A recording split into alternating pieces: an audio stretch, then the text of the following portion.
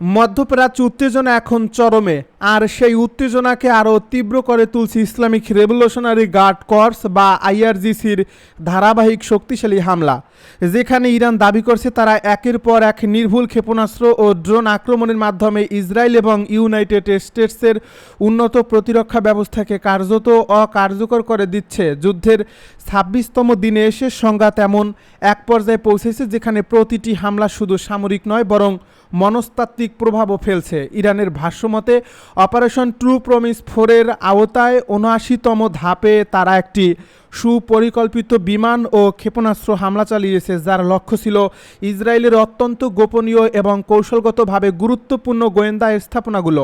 এই অভিযানে ইরান তাদের নিজস্ব প্রযুক্তিতে তৈরি উন্নত ব্যালিস্টিক মিসাইল যেমন খাইবার, ইমাত ও শেজিল ব্যবহার করছে বলে দাবি করা হয়েছে। পাশাপাশি আকাশপথে পরিচালিত আধুনিক আক্রমণাত্মক ড্রোন ব্যবস্থাও এই অপারেশনে গুরুত্বপূর্ণ ভূমিকা পালন করছে, যা একত্রে একটি বহুমাত্রিক আক্রমণের রূপ নেয় এবং ইসরায়েলের বহুস্তর বিশিষ্ট প্রতিরক্ষা ব্যবস্থাকে ভেদ করতে সক্ষম হয় বলে জানানো হয়েছে। ইরানি সূত্রগুলো বলছে এই হামলার মাধ্যমে শত্রুপক্ষের একাধিক গুরুত্বপূর্ণ গোয়েন্দা কেন্দ্র ধ্বংস করা হয়েছে, বিশেষ করে তেল আবিবের উত্তর ও মধ্য অঞ্চলের সংবেদনশীল স্থাপনাগুলোতে সরাসরি আঘাত আনা হয়েছে। একই সঙ্গে রামাদগান এবং নেগেব অঞ্চলের সামরিক লজিস্টিক সুবিধাগুলো লক্ষ্যবস্তুতে পরিণত হয়।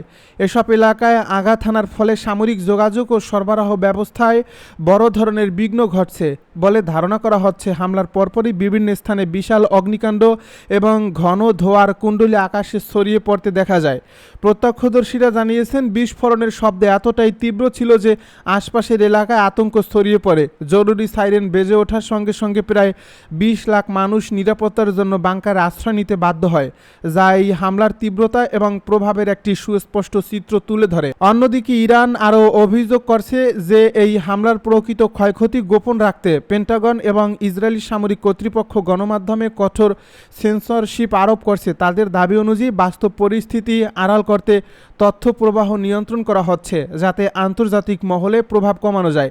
এই অভিযোগকে কেন্দ্র করে নতুন করে তথ্যযুদ্ধ শুরু হয়েছে, যেখানে উভয় পক্ষই নিজেদের অবস্থানকে শক্তিশালীভাবে তুলে ধরার চেষ্টা করছে। বিশেষজ্ঞদের মতে আধুনিক যুদ্ধ এখন শুধু ময়দানে নয় বরং তথ্য ও প্রচারণার ক্ষেত্রেও সমানভাবে লড়াই হচ্ছে। এদিকে আলী আবদুল্লাহি, যিনি খাতাম আল আম্বিয়া সেন্ট্রাল হেডকোয়ার্টার্সের কমান্ডার, স্পষ্টভাবে জানিয়েছেন যে পূর্ণ বিজয় অর্জন না হওয়া পর্যন্ত এই অভিযান থামানো হবে না। তিনি বলেন, যুক্তরাষ্ট্র ইতিমধ্যেই এমন এক জটিল পরিস্থিতিতে পড়ছে যেখান থেকে বেরিয়ে আসা সহজ নয়। তার ভাষায় এই যুদ্ধ এখন এমন এক পর্যায়ে পৌঁছেছে যেখানে নতুন মিত্রদের টেনে আনার চেষ্টা পরিস্থিতিকে আরও জটিল করে তুলতে পারে। একই সঙ্গে তিনি অভিযোগ করেন যে দীর্ঘদিন ধরে বিশ্ব শক্তিগুলো দুর্বল দেশগুলোর উপর আধিপত্য বিস্তার করে এসেছে, কিন্তু বর্তমান পরিস্থিতিতে সেই ক্ষমতার ভারসাম্যকে চ্যালেঞ্জ করছে। সমর বিশেষজ্ঞদের মতে এই সংঘাত এখন আর সীমিত পর্যায়ে নেই, বরং এটি ধীরে ধীরে একটি বৃহত্তর আঞ্চলিক সংঘর্ষে রূপ নিচ্ছে, যেখানে ইরান তাদের সামরিক সক্ষমতার সর্বোচ্চ ব্যবহার করে প্রতিপক্ষকে চাপে রাখার কৌশল গ্রহণ করছে। তারা মনে করছেন এটি ইরানের জন্য একটি অস্তিত্বের লড়াই, যেখানে পিছু হটার কোনো সুযোগ নেই, বরং প্রতিটি আঘাতের মাধ্যমে তারা তাদের অবস্থান আরও শক্তিশালী করার চেষ্টা করছে। অন্যদিকে যুক্তরাষ্ট্র ও ইসরায়েলের জন্য এটি একটি জটিল চ্যালেঞ্জ, কারণ তাদের উন্নত প্রতিরক্ষা ব্যবস্থার কার্যকারিতা নিয়েই এখন প্রশ্ন উঠতে শুরু করছে। বর্তমান পরিস্থিতি মধ্যপ্রাচ্যের স্থিতিশীলতার জন্য একটি বড় হুমকি হয়ে দাঁড়িয়েছে। প্রতিদিনের নতুন হামলা, পাল্টা হামলা এবং কঠোর অবস্থান এই সংঘাতকে আরও দীর্ঘায়িত করছে। কূটনৈতিক সমাধানের সম্ভাবনা ক্রমেই ক্ষীণ হয়ে আসছে, আর এর ফলে আন্তর্জাতিক সম্প্রদায় গভীর উদ্বেগের সঙ্গে পরিস্থিতি পর্যবেক্ষণ করছে। বিশ্লেষকদের মতে যদি দ্রুত কোনো সমাধান না আসে তাহলে এই সংঘাত আরও বিস্তৃত হয়ে বৈশ্বিক নিরাপত্তা ব্যবস্থার উপরও বড় ধরনের প্রভাব ফেলতে পারে। সব মিলিয়ে মধ্যপ্রাচ্যের এই যুদ্ধ এখন এমন এক মোড়ে দাঁড়িয়েছে যেখানে প্রতিটি সিদ্ধান্ত ভবিষ্যতের জন্য বড় ধরনের প্রভাব ফেলতে সক্ষম। আলোচনার আড়ালে মধ্যপ্রাচ্যে 1000 প্যারাট্রুপার পাঠাচ্ছে যুক্তরাষ্ট্র। ইরানের সঙ্গে সংঘাতের আগুন নেভাতে যুক্তরাষ্ট্রের প্রেসিডেন্ট ডোনাল্ড ট্রাম্প যখন আলোচনার কথা বলছেন, ঠিক তখনই মধ্যপ্রাচ্যের সমর শক্তি বাড়াচ্ছে পেন্টাগন। ট্রাম্প প্রশাসন তেহরানের সঙ্গে সমঝোতার সুবাতাস দিলেও বাস্তবে দেখা যাচ্ছে ভিন্ন চিত্র। সংবাদ মাধ্যম সিএনএনের তথ্য অনুযায়ী যে কোনো পরিস্থিতির তাৎক্ষণিক মোকাবেলায় মার্কিন সেনাবাহিনীর 82তম এয়ারবর্ন ডিভিশনের প্রায় 1000 সৈন্যকে রণক্ষেত্রে পাঠানোর চূড়ান্ত প্রস্তুতি সম্পন্ন হয়েছে। এই সেনাদলে নেতৃত্ব দিচ্ছেন division commander major general Brandon Tegtmeier নিজেই। সঙ্গে থাকছে তুখোর ইমিডিয়েট রেসপন্স ফোর্স, যারা মাত্র কয়েক ঘন্টার নোটিশে পৃথিবীর যে কোনো প্রান্তে ঝাঁপিয়ে পড়তে সক্ষম। সংশ্লিষ্ট এই সূত্রগুলো বলছে আগামী এক সপ্তাহের মধ্যেই কমান্ডিং স্টাফ ও প্রথম ব্যাটালিয়ন মধ্যপ্রাচ্যের পথে উড়াল দেবে। 2020 সালে ইরানের শীর্ষ জেনারেল কাসেম সোলাইমানির হত্যার উত্তাল দিনগুলোতেও এই একই ডিভিশন মোতায়েন করে ওয়াশিংটন নিজেদের শক্তিমত্তার জানান দিয়েছিল। প্রেসিডেন্ট ডোনাল্ড ট্রাম্প সোমবার দাবি করেছেন শান্তি ফেরানোর লক্ষ্যে 15টি গুরুত্বপূর্ণ বিষয় ইরান ও যুক্তরাষ্ট্র একমত হয়েছে। ইরানও তাদের কঠোর অবস্থান থেকে কিছুটা সরে এসে টেকসই প্রস্তাব শোনার আগ্রহ দেখিয়েছে। যুক্তরাষ্ট্রের যুদ্ধবিরতির প্রস্তাব ইরানের কাছে পৌঁছে দিল পাকিস্তান। যুক্তরাষ্ট্রের যুদ্ধবিরতির প্রস্তাব ইরানের কাছে পৌঁছে দিয়েছে। একটি সূত্র আল জাজিরাকে নিশ্চিত করেছে পাকিস্তান যুক্তরাষ্ট্রের যুদ্ধবিরতির দাবি ইরানের কাছে পৌঁছে দিয়েছে। আল জাজিরার ওসামা বিন জাবেদ জানিয়েছেন, আমরা এখন নিশ্চিত করতে পারি যে পাকিস্তানের ঊর্ধ্বতন সূত্র আল জাজিরাকে জানিয়েছে ডোনাল্ড ট্রাম্প প্রশাসনের দেওয়া একটি নথি পাকিস্তানের পক্ষ থেকে ইরানিদের কাছে উপস্থাপন করা হয়েছে। এখন ইরানের জবাবের অপেক্ষায় রয়েছে। এছাড়াও খবর পাওয়া গেছে আগামী দিনগুলো ইসলামাবাদে যুক্তরাষ্ট্র ও ইরানের কর্মকর্তাদের বৈঠকে বসতে পারেন। এদিকে তুরস্কের ক্ষমতাসীন একে পার্টির পররাষ্ট্র বিষয়ক সহ সভাপতি হারুন আরামগান রয়টার্সকে বলেছেন, আঙ্কারা, তেহরান ও ওয়াশিংটনের মধ্যে বার্তা আদান প্রদানের ভূমিকা পালন করছে। আরামগান বলেন, এর লক্ষ্য হল উত্তেজনা প্রশমিত করা এবং সরাসরি আলোচনার পথ প্রশস্ত করা। যুক্তরাষ্ট্র ও ইরানের কর্মকর্তাদের সঙ্গে তুরস্কের দৃঢ় সম্পর্ক রয়েছে এবং দেশটি অন্যান্য কয়েকটি দেশের সঙ্গে মিলে নিজেদেরকে সম্ভাব্য মধ্যস্থতাকারী হিসেবে প্রতিষ্ঠিত করার চেষ্টা করছে।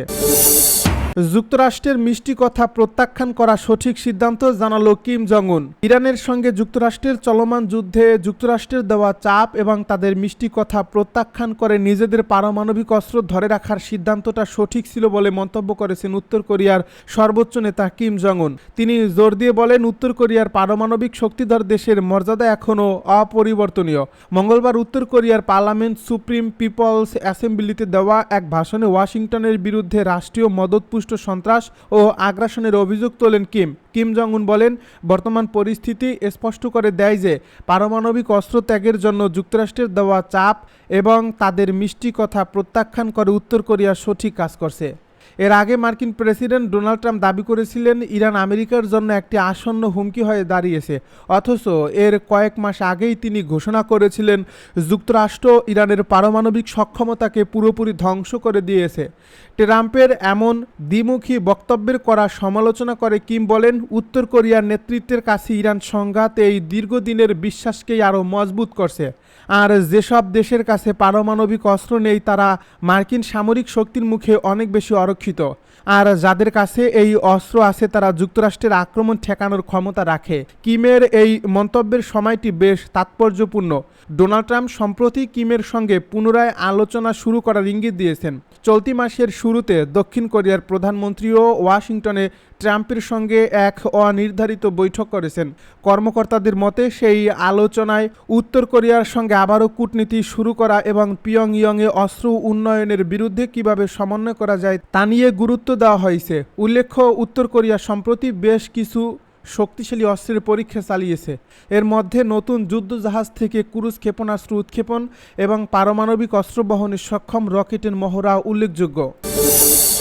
যুদ্ধ শেষ করতে ইরানের 5 কঠোর শর্ত। ফেব্রুয়ারির শেষের দিক থেকে যুক্তরাষ্ট্র ও ইসরায়েলের সঙ্গে চলমান যুদ্ধ শেষ করতে ইরান 5টি কঠোর শর্ত দিয়েছে বলে জানিয়েছে হিব্রু গণমাধ্যম চ্যানেল 12-এর বরাত দিয়ে সোমবার এক প্রতিবেদনে বলা হয়, যুদ্ধ বন্ধের জন্য ইরান কঠোর কিছু আনুষ্ঠানিক দাবি তুলে ধরছে। এসব দাবি যুক্তরাষ্ট্রের সাবেক প্রেসিডেন্ট ডোনাল্ড ট্রাম্প ঘোষিত পরোক্ষ আলোচনার অংশ হিসেবে এসেছে। এ প্রতিবেদন অনুযায়ী ইরানি কর্মকর্তারা এমন নিশ্চয়তা চান যাতে ভবিষ্যতে আবার যুদ্ধ শুরু না হয়। তারা হরমুজ প্রণালীর জন্য একটি নতুন ব্যবস্থাও চায়, যা কার্যত ইরানের নিয়ন্ত্রণে থাকবে। এছাড়াও ইরান অঞ্চলে অবস্থিত যুক্তরাষ্ট্রের সামরিক ঘাঁটি বন্ধের দাবি জানিয়েছে এবং যুদ্ধের সময় হওয়া ক্ষয়ক্ষতির জন্য আর্থিক ক্ষতিপূরণও চেয়েছে।